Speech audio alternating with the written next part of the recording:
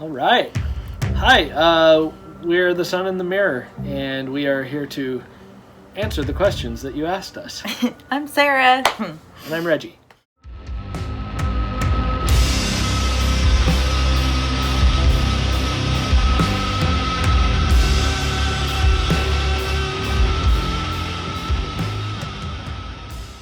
And that's a solid question. We actually didn't record it on the road, but we composed it on the road. The onboard generator on the RV that we had borrowed was like really loud, so we recorded a few loops and things, but overall we didn't actually record while we were out there. We demoed the album out at our house, and then we recorded the album at Rabbit Brush Audio with CV House. In terms of my favorite part of composing it on the road the way we did was being able to be out in nature and like listen to natural rhythms and just be alone with our feelings. Yeah, and being free from time constraints, schedule, not even sound ordinance when we were able to be parked, way in the woods, kind of off this like busy highway across the, from the ocean we could just walk to and, walk up to in the morning and see the ocean with our coffee mugs. But anyways, just being able to be so free in it just allowed for so much space to create whatever we wanted. And I was really able to get to the core of, what I was trying to express. So yeah, it was a really freeing experience.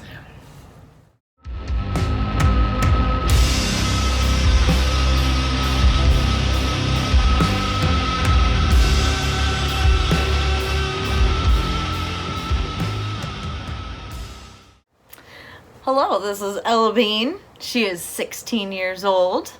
And no, she does not like our music. She will sometimes allow Noctua and also Aerial Ruin, which she abundantly proved on a 9-hour road trip from Idaho to Washington.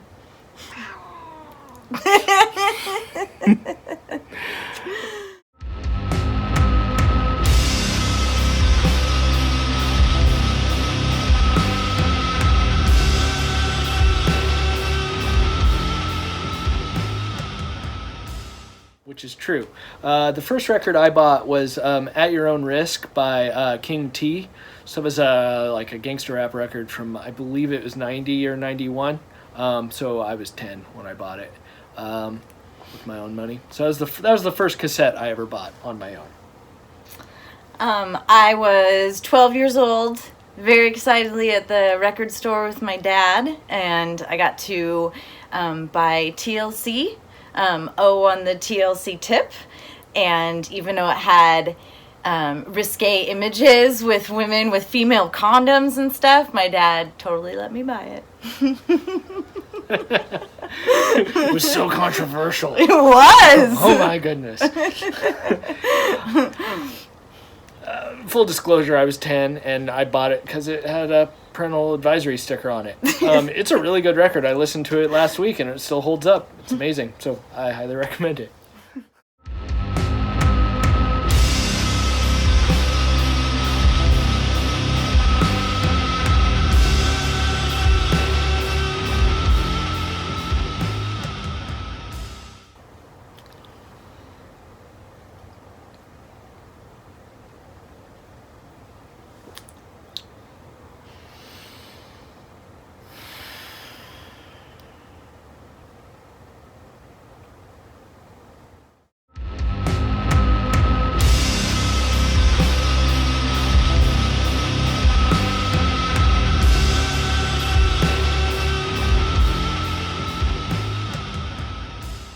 So yeah, that's a good question. That one is referring to whether we plan to record our record while we were out on our trip to the coast.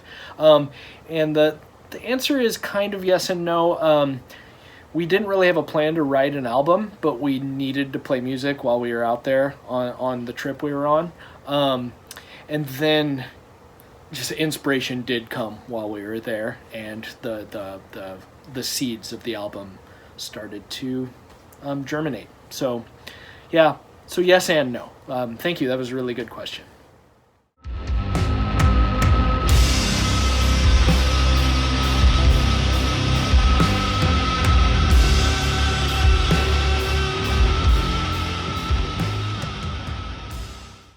Well, thank you so much for that question. And yes, that is Bob Dylan that you spotted on my arm.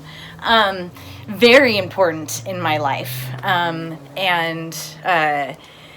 have so many memories of growing up listening to the music with my family, and feel like I was informed to be a fierce artist and be okay with other people not liking it, and just his attitude and his prickliness towards the world, really admiring that and being like, man, I wish I could care less what others think. And so like that, my Bob's always with me. And keep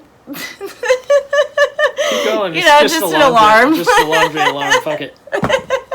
Hey, you gotta do laundry while you do other stuff.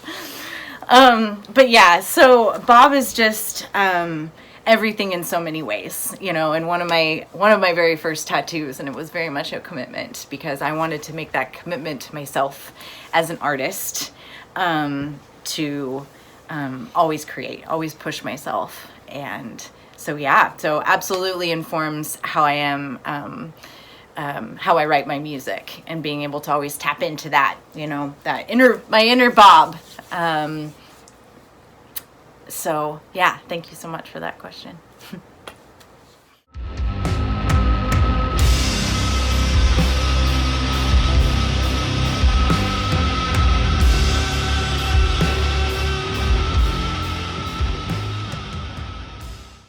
This is a really astute question. Actually, the artwork is a collaboration between Sarah and the guys at Brucia Records, Giorgio and Void. So Sarah was listening to the album a lot and working on her own work, and that served as the background for the whole layout. And you will see the full painting when you open the digipack that is coming out on April 2nd through Brucia Records. Pre-order available now. But anyway, so Giorgio and Void listened to the album a lot and really gave a lot of thought to the themes and the lyrical content of the album. Like, they asked me to send them the lyrics so that way that they really knew what it was about, and then, listened to it a lot. And I was pretty impressed with what they came up with. So they used the painting that Sarah did as like the background and basis for the collage that they did. That was influenced by several different surrealist artists and collage artists, including Dora Maar. I thought they did a great job. I thought it was really brilliant. The shell on the face, so the second long piece, the last long piece on the album, is called Catherinella angustri, and that is the Latin name of a specific type of fossilized clam that played a very important part in the background content of that album. It's a very long story that actually you can get in detail through the interview that we did with Mosh Pit Nation, which I highly recommend that. It's actually a very long story, why the shell, but it's very important to some of the thematic elements of this record. And it really looked badass. Yeah. Yeah. Identity. What is it?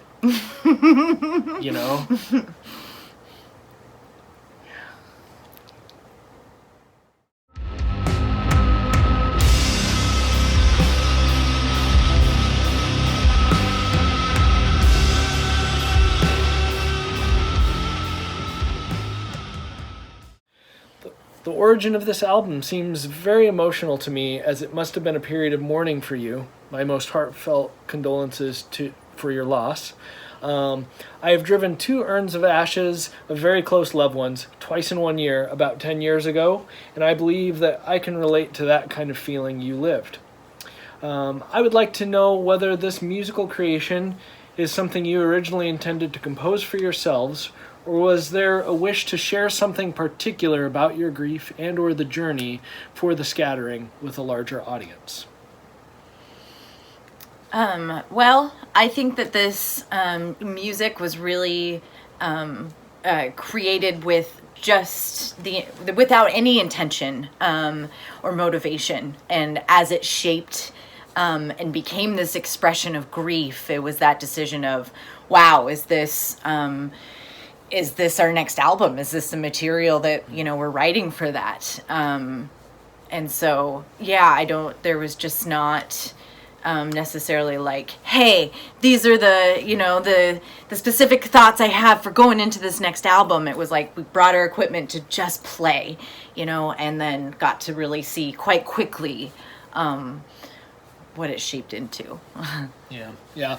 It was pretty raw, and we're just dealing with our shit, and then it started to take shape and kind of told us what to do. And as we explored and kind of dug into not only the grief that we were going through right at that time, but some of my own history with grief, it really started to shape itself and reveal what it was supposed to be. And also, sorry for your loss of 10 years ago. That's intense.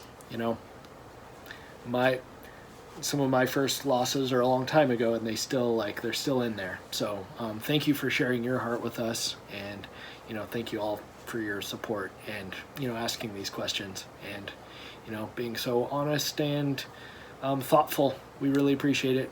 Just appreciate everyone's support. Yeah. Thank you so much.